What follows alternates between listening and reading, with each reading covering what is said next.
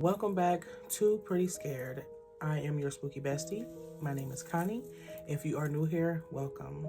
So today is a true crime story time type of day, and today's true crime story is going to be about the infamous killer clown, John Wayne Gacy.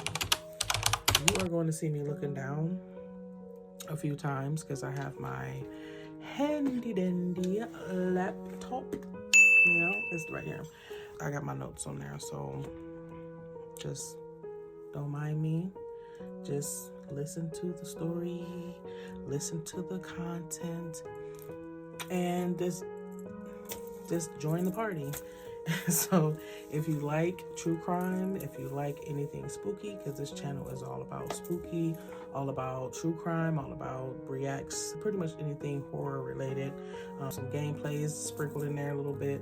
You get a little taste of just about anything in that aspect. So without further ado, I'm going to stop all the rambling and I'm going to get into this story time. Remember, don't forget to like this video, subscribe to this video, and that way you won't miss any other content that is dropping, so you can follow along and join the family. So without further ado, let's get into this.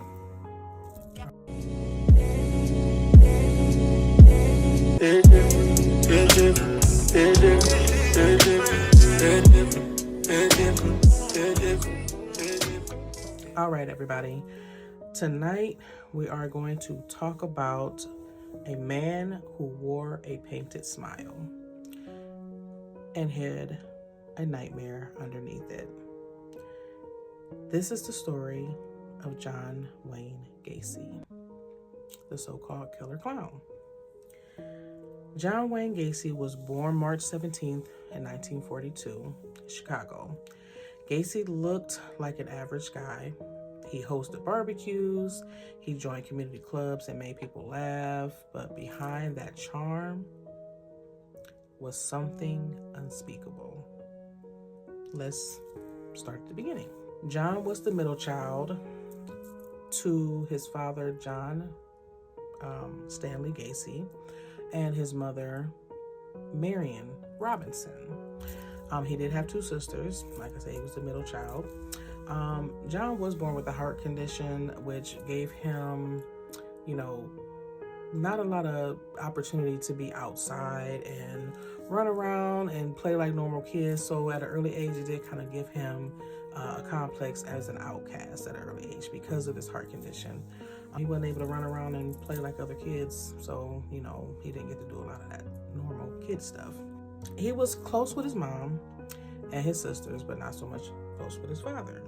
So it is, when I did my research, it did show that his father was very violent. His father was an alcoholic. He was verbally abusive. He was physically abusive. And then I did my story about Ed Gein. Click somewhere on this video, here or here, or wherever, and you'll see, I'll click it or link it or tag it at the end of the video. But I did a video about Ed Gein, and not just with Ed Gein, it was like with a lot of these infamous serial killers and things like that, they have a history of a father that had alcohol abuse and projected that onto that person, not trying to make it seem like what this person did was fine and everything, because it's not. But at the end of the day, it seems like a lot of it stems from having an abusive childhood, mainly because of an alcoholic driven father. Just let me know what you think in the comments. Like, I don't know, let's chat in the comments. That'll be good. John's dad was abusive to his mother as well, but John got it the worst. And when his mother would try to protect him, his dad would get furious. Like, he would be so angry about that.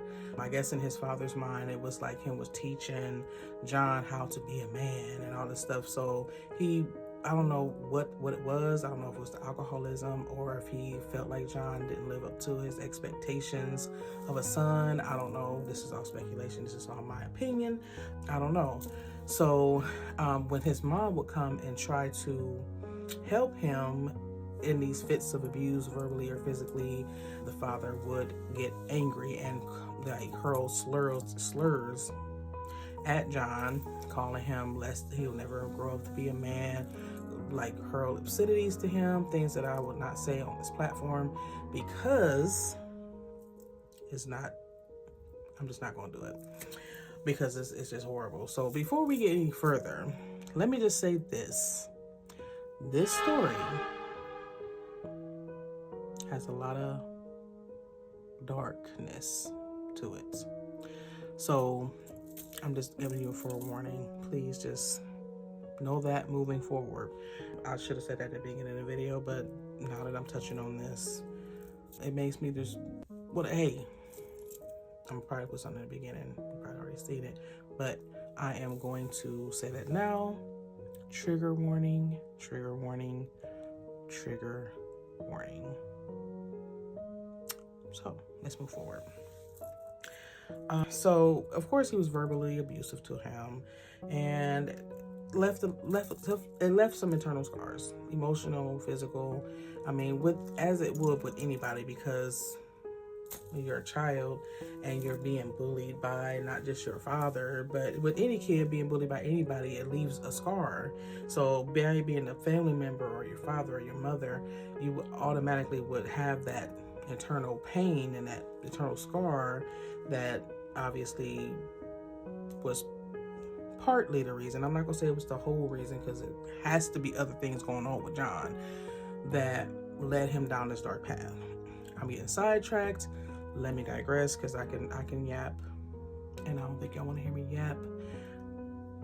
If you do, that's fine. Let me know. My next video, if you're okay with my rambling on, I'm okay with that.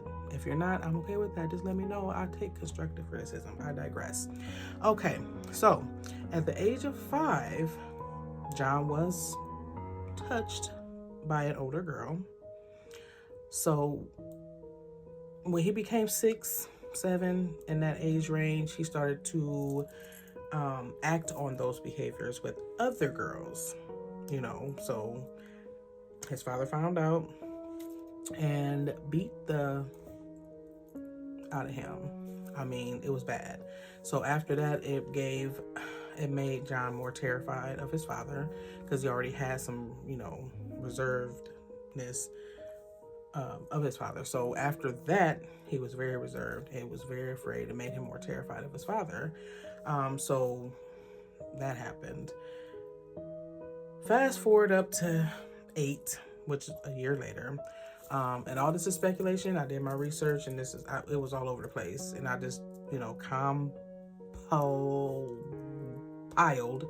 information that I gathered, and I put it into like the best type of timeline I can make up. I don't know. So if it's all over the place, I would say once again, forgive me. I'm not trying to be all over the place, and I hope that you can follow. So, record heavy. Record heavy. Take 30. All right. I was rudely interrupted by my. So, now, all right. At the age of 8, a family member did SA John, and he was afraid to tell his father for obvious reasons. I mean, he should have still said something. I'm a big advocate for speak up if something is going on. I tell my kids that all the time. Like, well, I watch who I bring my kids around. I watch who I leave my kids with. Like, I'm very particular when it comes to that kind of stuff. But I do teach my kids, like, hey, we're not playing that. Like, I don't care who it is. If they touching you where you don't want to be touched, or speak up. I don't care what they tell you. Say something. As of right now, well, in this time, John was afraid to tell his dad that this family friend was SAing him, because he was afraid of the punishment that he may endure because of what happened to him before. And he already had this, you know, in his mind that his dad didn't like him anyway because of the way he treated him. So he probably wasn't gonna believe him. You know, I can't speak for him. I'm not speaking for him. But his dad probably wouldn't have believed him, and then he didn't want to take the chance of getting beat again for, whatever reason. So he was too afraid to leave tell. So, and that, when it went on for a while, then he was finally had enough nerve to tell his father, hey, I don't want to have these visits with our family friend anymore. I don't want to do this. I just don't. All right. So, by the age of 18, John did find comfort in control. Like he wanted to be in control of everything. He probably felt comfortable in doing so because he was so not in control in his childhood. So he got involved in local politics as a precinct captain. A precinct captain, it contacts voters, reminding them to vote and assisting in the voting polls, things like that. So he dropped out of high school, like right before he graduated, like he was almost there. He just said, F it. And he dropped out of high school, moved to Vegas.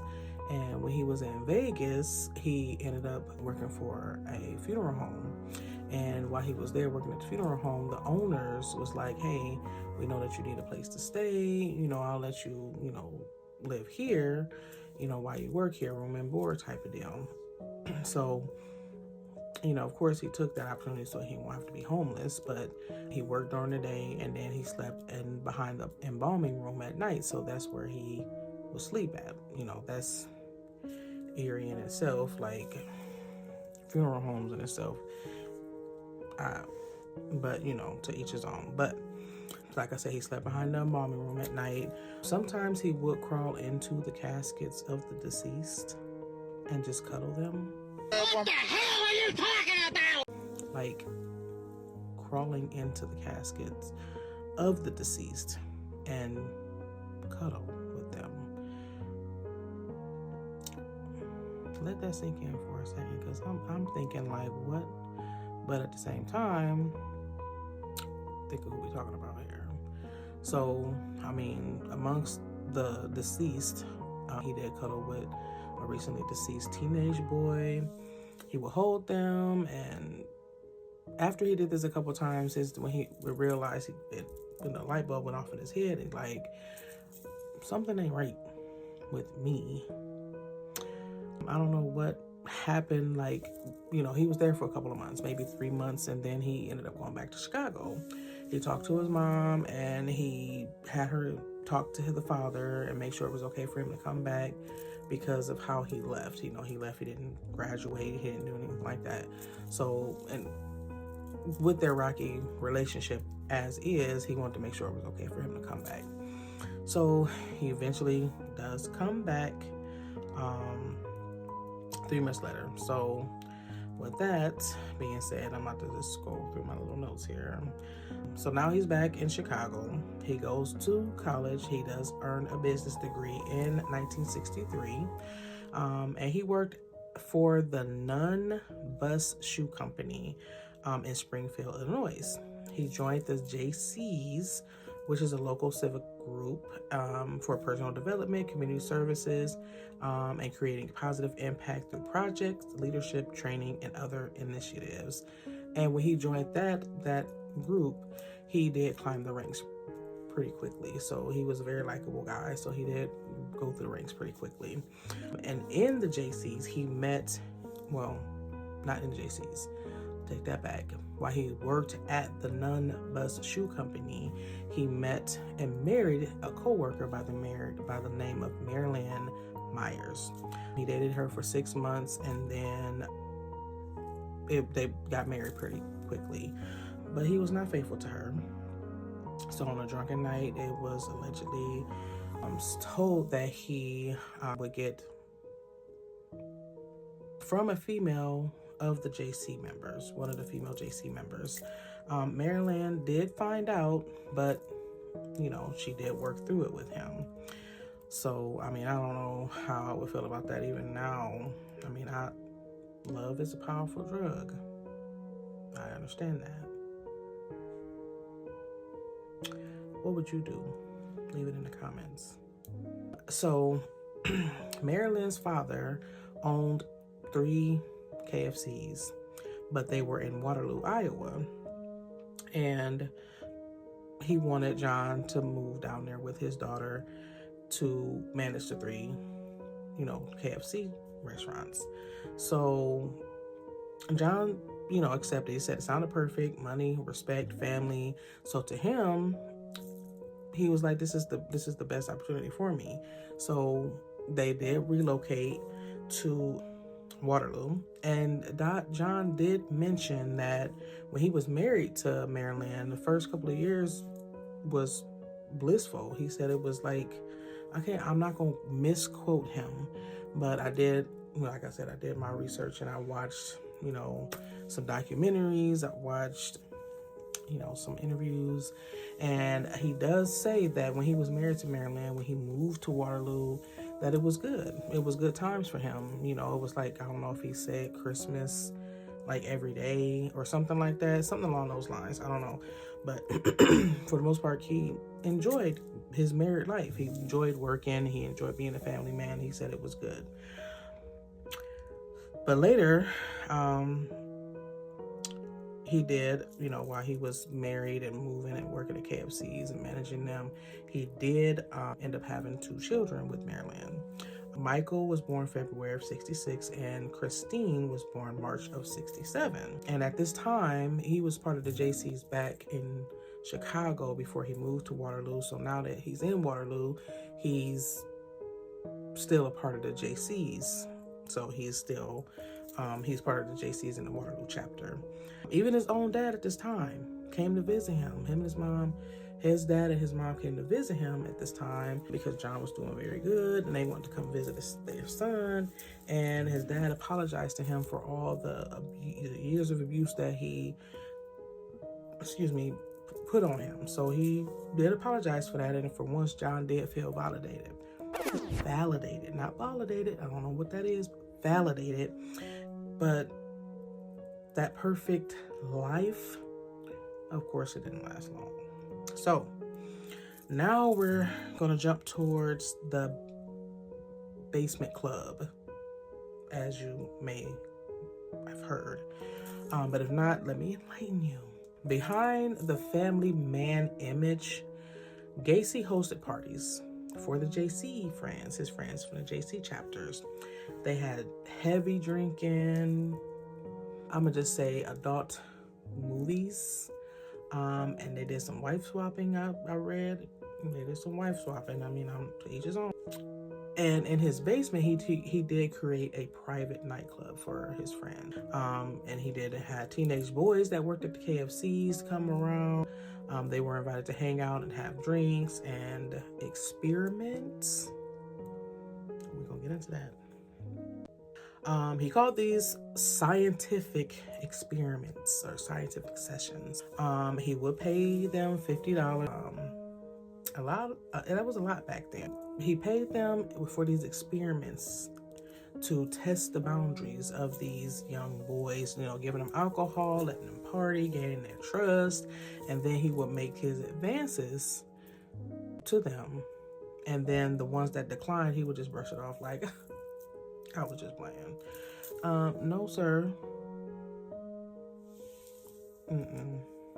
Like, I'm nothing against the victims, like, at all. Excuse me? No, sir. We're not doing that.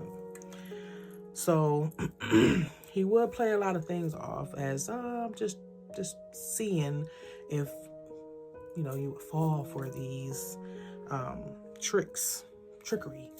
And he would be like, oh, I'm just joking, haha, and play it off and just be going about his merry way, like, I'm just playing. Anyway, like I said, I can get a little off track a little bit, so just reeling myself back in. See, I had to put on my spectacles because, I was getting a little headache right in here because I'm trying to follow this Gacy strange man. And I gotta read my notes. I gotta make sure I give you accurate information. All right, so like I said, played it off as I'm just joking. So fast forward to August of 67, John started to get into more trouble. He would invite 15-year-olds over, like I said, people from the KFC that worked for him. He would invite them over to his parties and stuff like that. So one 15-year-old in particular, his name is Donald. He was the son of one of his fellow Jaycee members. So he did lure him over here to his house, let him know, hey, I got a pool table, I got a bar, you know, you can come over, we can have some drinks, you can chill, you know, I'm cool. I'm a cool person, you know me, I know your dad. You know, I'm not saying that's what he said, but I'm just reenacting what he would have said to him to make him be like, okay, I'll come over there. Like I said, no shade to the victim, so please don't take my guy humor the wrong way. I digress again. Okay, so cool things in my basement. Come on over. I'll let you drink, whatever. So once he was there, he gave the boy alcohol, let him watch adult films, and then he tells him, hey, you know, before you have intercourse with a woman, you have to have intercourse with a man. Donald did trust John. I guess who cannot trust this face? I mean, I don't know. They said he has charm, but discernment. I would have been like, okay. I wouldn't even been there. Like, obviously, because I'm not a man, I'm not a boy. And I'm not saying I want to be there. Let me just pump my brakes, because I don't want to take I don't want y'all to take me the wrong way. So at this time, Donald was not John's only victim, but he was the only one that spoke up. So Donald did tell his father. Donald did tell his father. So John had other victims outside of Donald at this time. So John would trick the other boys into what he called these homosexual experiments for scientific research. Can't make this up. It's what he called it. So now you remember when I told you the experiments earlier? Just to reiterate, he did offer these boys $50 for participating. Now remember when I said Donald, the only one who spoke up? So he did tell his father. So Donald spoke up, told his father. His father was pissed, rightfully so. So he called the police. John was charged with oral sodomy. Of course, John denied it. He tried to maintain his good image and stated that Donald's father was just doing this for like political reasons, and suggested that he said, just give me a polygraph. Give me a polygraph. I will. Just give me a polygraph if you don't believe me. What did they do? Called him on his bluff. Gave him a polygraph, and you guessed it, he failed horribly. So yeah, that. So he did fail, and later in the interview, watching and listening to, John did actually loosely admit saying, quote, he ended up blowing me, and I believe I went down on him, end quote. You know, to cut the conversation short, what happened is that he ended up blowing me, and I believe I went down on him. But the way he said it was like, huh? Did you or did you not? You would. Either way, he was charged. He was indicted for sodomy in 68, May 10th of 68. So his first arrest, prison time, he made things, like around this time, he made it worse. He hired an employee to beat Donald into silence. He was like, hey, we got to get him to be quiet. So he tried to hire someone to beat Donald into silence. So Donald did get away thank the Lord. And he informed authorities, and then when the authorities came across the employees, they played stupid at first. Of course, they were like, huh, what are you talking about? Me? Just hanging around. And then eventually they just said, yeah, John hired us to meet Donald. He gave us money for it. So this led to John getting arrested for trying to intimidate a witness. A psychological exam was conducted, and John was labeled antisocial with no empathy. And they were warned that he would probably more than likely reoffend. I mean, light bulb should have went on. But like I said, I don't know what was going on with the law enforcement back in the day. Like, some of this stuff is like, huh? But anyway, in December of '68, Gacy pled guilty and was sentenced to 10 years. The same day he was sentenced, his wife divorced him. Good job, girl. Good job. She did divorce him the same day. So, in prison, he became a head cook. He joined the inmate Jaycees chapter. I mean, he really liked the Jaycees. He pushed for reforms. He even got a mini golf installed at the jail. He did that. And 18 months later, he was paroled for good behavior. The system believed that he was a changed man. He wasn't. So, back in Chicago, his record was sealed. Let's just say that. He worked as a cook, and he bought a small house in Cook County, and he started a construction business. Now, again, he charmed his neighbors by doing cookouts and mowing lawns, shoveling snow. Like, he was the ideal neighbor. So he just out here being the best neighbor a neighborhood could want. He was introduced to another club. This club, you would never guess. Let me take my spectacles off so you can see me when I say this.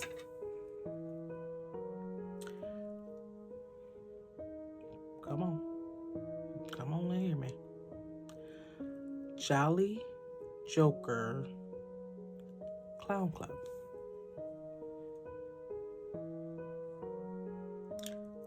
Jolly Joker Clown Club. I can't even, that's a tongue twister. Jolly Joker Clown Club. They volunteered at children's hospitals, parades, parties, etc.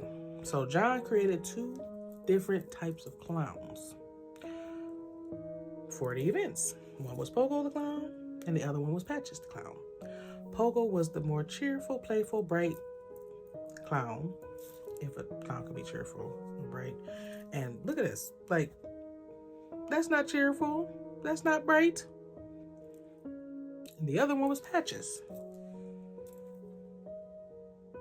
Piest, on the other hand, was the unhinged version of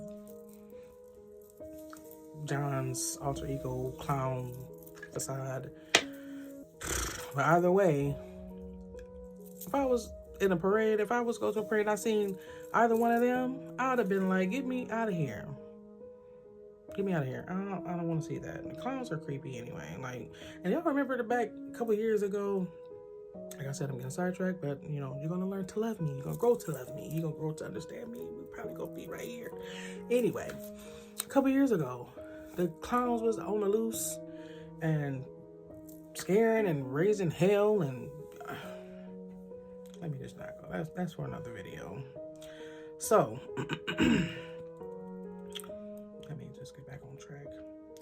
So, and it just depended on the way he felt for that day when he went to volunteer at the Jolly Joker Clown Club, to see who he would show up as depending on his days. He could be Patches, he could be Pogo, he could be another clown that we just don't know about. So years go by, he's doing all this stuff, he's living his life, he's doing all this, living his life. Years go by, and he was under surveillance by the cops. He did end up talking to a detective in this surveillance. I don't know how he ended up talking to a detective, but it is stated that he talked to the detective during his time, and like I said, I'm assuming that it was like a casual type of conversation. And John talked about his clown volunteer work and his construction company, just casual conversation. But within this casual conversation, he just volunteers up this creepy statement: clowns can get away with murder. They don't realize at that time how literal that was, how eerie that was. Just a crazy foreshadowing. But just to volunteer that information. But like I said, researching John, he is a strange individual. Going forward, John does rekindle a relationship with his old high school sweetheart by the name of Carol Hoff. They married in 1972. At this time, Carol had 2 daughters, and John invited her and her children to come and live with him. Shortly after she agreed to move in, John and her were engaged and then shortly married July 1st of 1972, but their marriage only lasted 3 years. During their marriage, he did confess that, hey, I'm bisexual. She did stay with him despite the news. I try to stay on task. I'm too whimsical. I promise you I'll get better. So he was not faithful to her. And their marriage only lasts 3 years. So during their marriage, he confessed he was bisexual, like I said. And, she stayed after the news. On Mother's Day that same year, after he, laid with her, he told her, hey, this is going to be the last time that we lay together as husband and wife. So, of course, Carol was confused, as any woman would be. But she stayed until she started noticing like changes in their relationship. So after countless nights of John coming in late and going straight to the shed and to the basement and, not acknowledging her, and he would bring like teenage boys with him and stuff like that. So things would just be happening strangely, and she would just be like, okay, something is wrong. So she started to get suspicious, and Carol started snooping around and to see what she could find. So she found videos, and not of him, but I'm trying to videos and men's wallets, things like that. So she did question him. He snapped, of course, because what narcissist doesn't like to be questioned, like, woman, what? Leave my stuff, get out of my stuff. Let me just stop. All right. So she would question him, and he would snap and be like, woman, get out of my business. Why you on my stuff? Why you questioning me? Leave it out. I'm sure there's something along the lines he said. So, yeah. Something along the lines, I'm sure. So this went a few months, and then the last straw was financial issues. So she filed for divorce, but she stayed in the house for a few months till divorce was final. Now, in 1976, John had an incident with David, an 18-year-old he met while David was hitchhiking. John picked up David to take him wherever he wanted to go. After having small talk, he realized that David has nowhere to go. And he offered him room and board, a place to, lay his head, and a job at his construction company. So, of course, David accepts. And the same night, John is like, hey, after conversating, John finds out that same day is David's birthday. Now, I don't know how they end up in the basement. I don't know if they were actually in the basement or somewhere, but regardless, John decides to surprise David with Pogo, the clown. He brings Pogo. He's come out full Pogo get up, okay? And has handcuffs and like, hey, you want to see this, trick? and somehow gets the handcuffs on David and tells David, I'm going to you. I'm going to you. David does fight back, gets free, and then John somehow convinced him, like I said before, I was just joking. I wanted to see how you was gonna react. I was just joking. I'm not gonna do that to you. And David believes him. Handcuffing me? You stopping me? Stop sign. Can you please tell me why you stopping me? Yeah, I'm about to. Huh? I'm about to. What? I'm about to tell you. Stop sign? No, let me stop. Huh? You just joking? You know. So, of course, shortly after that, same night, I'm assuming, if I'm not mistaken on the research that I did, same night, John tries again. He tries it again. And then threatens David, as if the other statement wasn't a threat. Threatens him by saying, let me make sure I can read this. Dave, you really don't know me. Maybe you should be good and just give me what I want. Quote, end quote. Okay? David eventually moves out and he leaves, but he stays employed with John for the next 2 years and stayed away from him as much as possible. Now, I could not. I mean, I understand he probably needed money, but sir, no judging, but sir,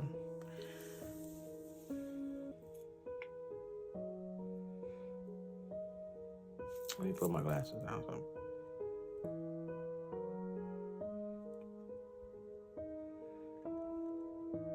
Okay.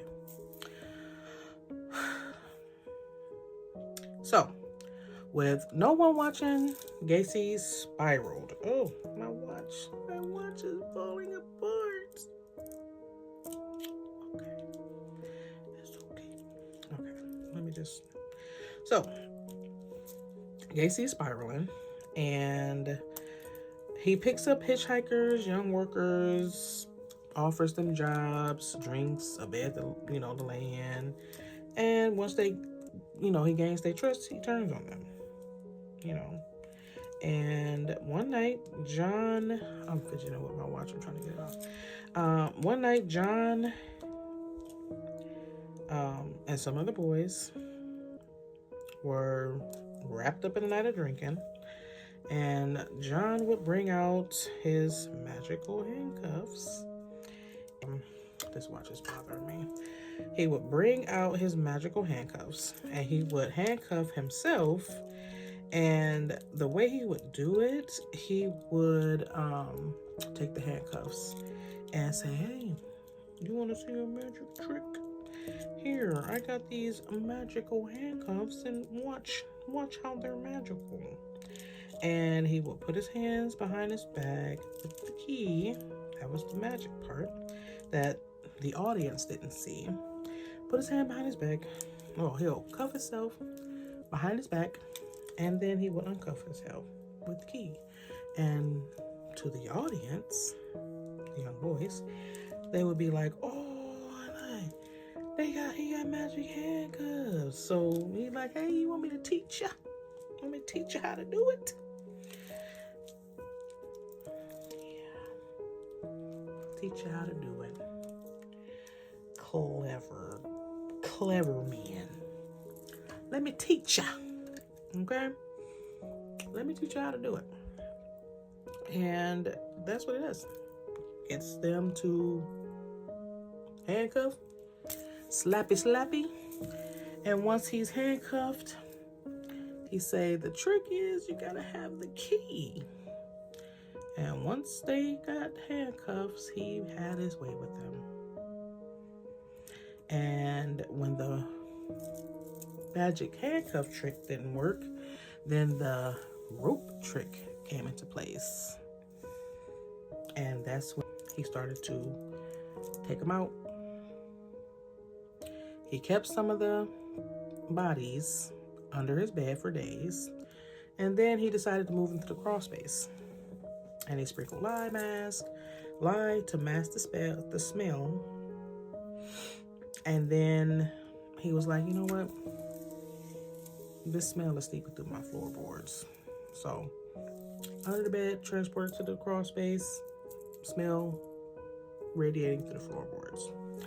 So now, March of 77, Jeff, there was another young man named Jeff, was lured into John's car, was essayed. He did tell the cops. The cops did not take the case seriously, so Jeff took matters into his own hands, and he looks and searches and does his own detective work. So he finds John, give all information to the police, then files a civil suit against John, and told the police, like, hey, he offered me trees, but instead I got chloroform. Then I woke up in his house, handcuffed. So John was charged with battery, and it was a misdemeanor, so he didn't do any jail time. So Jeff was a survivor, and he did write a book called 29, right here, 29 Below. If you're interested in reading, it is on Amazon. Now, there was a 19-year-old that was kidnapped at gunpoint. John made him perform acts on him. And then John does admit that it was pretty brutal and said that it was consensual. And guess what? Come here, best friend. Come here. Let me tell you. You probably already guessed it, though. They believed John. That this boy, this 19-year-old, had consensual, brutal acts. Consensual.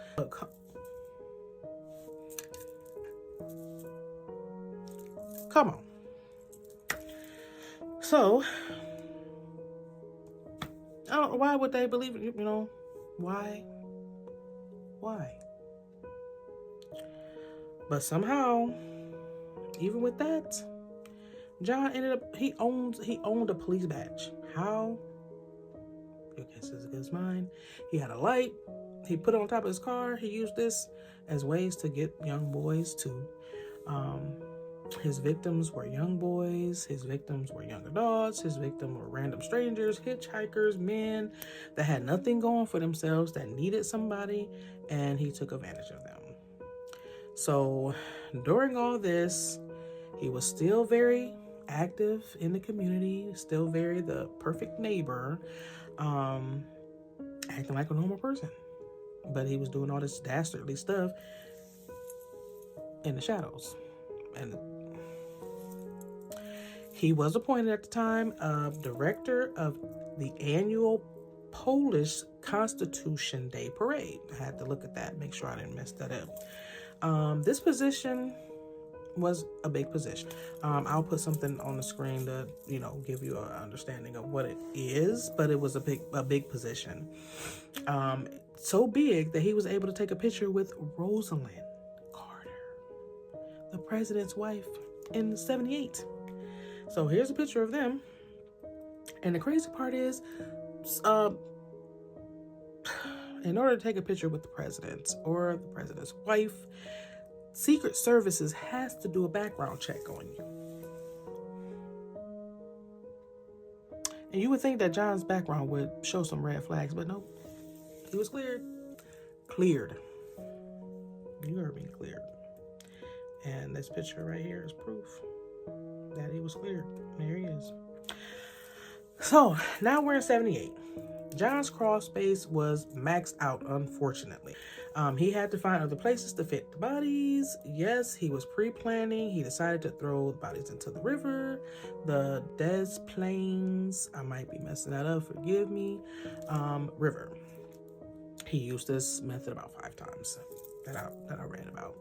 And he decided to throw the bodies in the river because his crawl space was just maxed. Like, put that into perspective. That's crazy. So December 11th, 78. In the evening, a 15-year-old high school student named Robert was working at a local pharmacy, the Neeson Pharmacy. His mom did come to pick him up, but the cashier at the time told the mom, "Oh, he'll be back. You know, he just went out back and came and got his coat. Went out back, talked to somebody that was offering him a job at his construction company. You know, he's trying to get a job. You know, because at the time." When I did my research and I was looking up things, Robert was working at the pharmacy to save it for a car, for a photo camera, things like that. You know, typical stuff that, you know, teenage boys want, you know, and they save for. So the mom was like, "Okay, I'll be back. Tell him I'll be back." Time went past. You know, the lady at the cash register. I put her name on the screen somewhere. Robert never came back. So the mom ended up coming back looking for him, and, you know, cashier told him, like, he never came back. So the mom went and told the husband, and then they went and filed a missing persons report. The new police lieutenant took this personally because he had a son that goes to Robert's school, and he, like, this could have easily been my son. So he did hit the ground running. He did his due diligence, and he just went into this investigation, like, no holds barred. And he found out that John was one of the contractors that helped remodel the pharmacy. So, of course, he was on the lieutenant's radar. It's when the cashier was like, yeah, he went to go talk to this construction contractor, the construction worker that was going to offer him a job. So they're like, okay. So we got, you know, putting 2 and 2 together. So, so they went on ahead and kept doing that investigation. So the lieutenant called John, left him a message, tell him to come to the station. This was on the 12th of December of 78. Come on down, we got some questions for you. And John was like, he didn't answer the phone, so the message was left, so John never showed. So later on, John ended up calling and was like, hey, y'all still need me down there? Y'all still want to talk to me? And the lieutenant like, yes.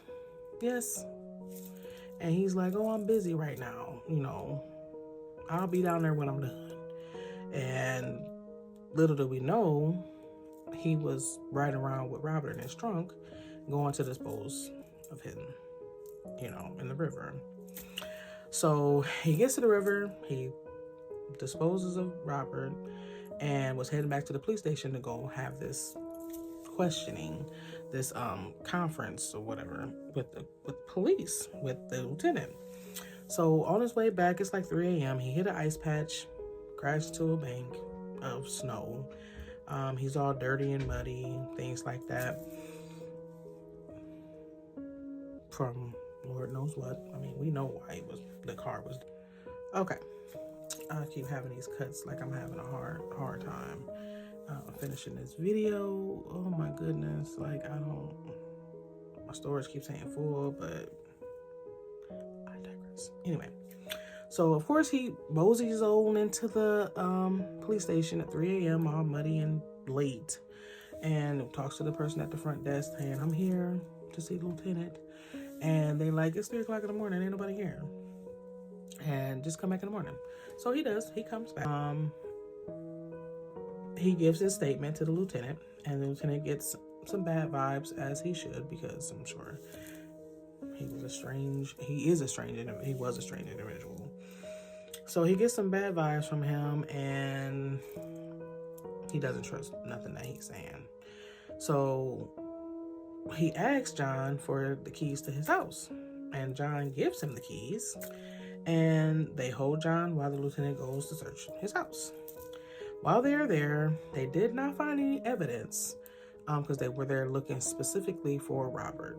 They didn't find any evidence, but they did find some adult movies. There you go. It left me for some rope and a gun and some other things. They also find a receipt to a pharmacy for pictures where Robert worked. They said, this is going to be enough for us to seize this car. So in seizing the car, they find possible hair. They had a police dog. The police dog is walking around. It goes to the car and it sits in the passenger seat and it lays on the passenger seat. And the lieutenant was told that when a dog lays like that, it means death, or something has died there, or it senses death has been there. So they ended up taking some of the things from John's house, but nothing would have been enough for them to hold him and convict him of anything. So of course, John was released. So the next day, they end up taking some things from John's house again. So the next day, they look at one of the items that they took from the house, which was a class ring, and it was a positive identification for a boy that went missing 2 years ago. So that was a little suspicious. So around this whole time, John invites the police officer over for breakfast. Why? It was rumored that he had a crush. He liked one of the police officers, and it was strange to hear this part of it. Let me just take my specs off, because it was strange hearing this part, because it was like, what? You invite the popos to your house and you're trying to stay away from the popos because you allegedly had a thing for one of them, so you invite them over to your... I have so many questions. What do y'all think? So it was rumored that John had a thing for one of the police, so he invited them all over for breakfast. While they were there, they noticed John acting a little strange, which he probably was strange anyway on a normal day, but they noticed that he was acting kind of strange. And one of the police officers smelled a smell that was very familiar to them, and they, said it smelled like death. So they brought it up to John, and you know what John said? It's just mold and rats. Don't worry about that smell. It's just mold and rats. Got a little rat problem. So after they had breakfast and they left or whatever, John decides to retain a lawyer. Why? He wants to sue the city and the police department for harassment. $750,000. Okay? So stuff is going on. Life is lifing. And a few weeks later goes, and John goes to see his lawyer. The lawyer wanted him to come by. Like, hey, come in here, and let's talk about this civil lawsuit that you put against the police station and the city. Let's go over this information. So while the lawyer has him there in the office, he's sitting there, and John can't help himself seeing a newspaper article sitting on the desk of the lawyer, and it highlights titles or headlines: Robert's missing. So in the middle of the lawyer trying to talk to him about this civil suit he filed against the police department for harassment, let me look. Let me get my spectacles, my specs. Make sure I get this right for you. John looks at the paper and blurted out, Robert was dead in the river. After that, John just sat there for hours. Now, this is a fabrication. I don't know if it actually happened. I can't tell you if it did or not. I didn't read it. This is me fabricating. Sitting his tail on that chair with his legs crossed and his head just going, and just for hours, it says hours. hours confessing to his lawyer. Confessing for hours. He told his lawyer, I'm reading here, he told his lawyer that he had killed 32 men after having intercourse with them. During John's confession, the lawyer noticed that he had no remorse, he had no empathy, he was just talking, he was talking in third person, after that, he was just like, hey, let's do a psych eval. I think you need to be evaluated. And of course, John, Mr. Important Psycho John, said, anybody got time for that? I got stuff to do. Okay. So the next day, the cops followed him right to a gas station. After they followed him around town for a couple days, they followed him around. I don't know if it was the next day or the day after, but eventually, after them trailing John for, whoever knows how long, they follow him to a gas station. They watch him give a package to a gas station clerk. They brought him in because the package contained marijuana. So they used that to retain John, and that gave him the time to continue to search his house. They were able to get a warrant to go to his house and search it. And in that time, they were able to interview John's employees. Two of them by the name of Mike Rossi and David Cram. And talking to them, they learned that a while back, John asked them to dig trenches under the crawl space. And the other employee was like, yeah, I helped him dig some trenches and I helped him lay some lime. They also learned in this communication with these employees that some of the other employees would just not come to work. They'll be gone, they'll leave, and they'll never come back.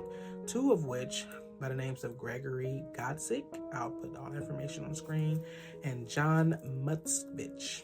Please, I hope I'm not tearing that up. Here's the spelling. Please don't hold that against me. When the investigators pressed John about Robert's disappearance, they threatened to dig up his floor for a confession. Gacy calmly told them Robert ain't in there. He in the river. But then added, quote, if you dig up my floor, you'll find others. One in particular, I killed in self-defense, end quote.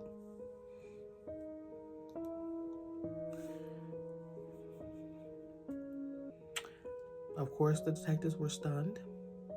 They took him back to his house, where Gacy, they told him, hey, take this spray can, mark all the places on your house, in your house, that these bodies is at. Go do that. So he did. He spray painted all the spots, marked where the bodies were buried. When they uncovered the trapdoor leading to the crawl space, beneath it were the remains of several victims. They were found immediately. 3 were found immediately. Others were discovered beneath the garage floor.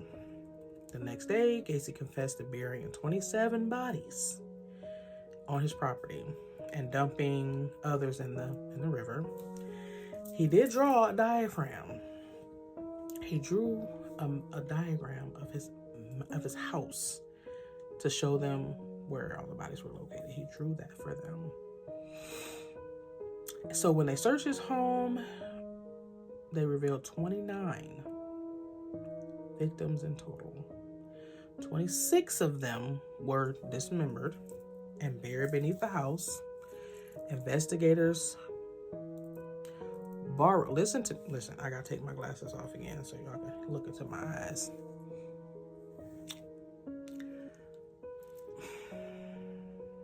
Investigators went to a nearby McDonald's, asked to borrow some of their fry baskets so they can use that to sift through the dirt to make sure they get all the bone fragments so they can put these young men together. Fry baskets from McDonald's. I mean, clever. They did that. They wanted to collect every bone fragment. So they said, hey, give us these fry baskets. It's going to work. We need something now. So Gacy tried to claim that he had multiple personalities, but after evaluation, prosecutors claimed that he was fully sane. He knew what he was doing. And was responsible for every horrific act. Like, he was not... He tried to play that card, but ain't nobody got time for that. So, he was charged with 33 murders. More than anyone in the U.S. history at the time. At trial, his defense claimed multiple personalities. Prosecutors, like I said he was sane. He was just evil. Pure evil. The jury took less than 2 hours to convict him and find him guilty. John did receive 12 death sentences and 21 life terms. He sat on death row for 14 years. He was painting clowns, giving interviews, and writing to his fans. Yes, you heard me right. Writing to his fans. I mean, I'm not surprised. People are strange that way. Like, if you watch my Ed Gein video, people was stealing his headstone. They wanted a piece of that man's headstone. And the Night Stalker, Ted Bundy, people are strange. People are scarier than the paranormal. I'm going to just state that. People are strange. So he had fans that he was writing to. Yeah. So on May 10th of 94, Gacy ate his final meal. His final meal was fried chicken from, you guessed it, KFC. So at 12:58 a.m., he was executed by lethal injection. It is rumored that his final words were, let me look and see. Let me get it for you. Kiss my ass. It was rumored that those were his final words. I mean, I wouldn't put it past him. He probably did, but it's not documented that he did. It's just rumored, but it fits. So, John Wayne Gacy left 33 known victims, young boys and men who trusted him and was taken advantage of. They were all given proper burials. John fooled everyone. Neighbors, politicians, police, his wives.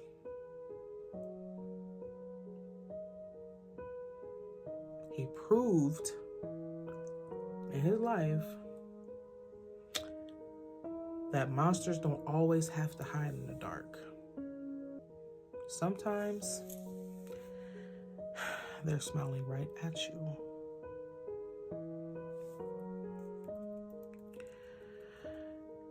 If this story left you pretty scared, make sure you liked this video, hit the subscribe button down below, and follow me for more content like this. Join the family, Scaredies. Until next time, stay curious, stay spooky, stay pretty scared.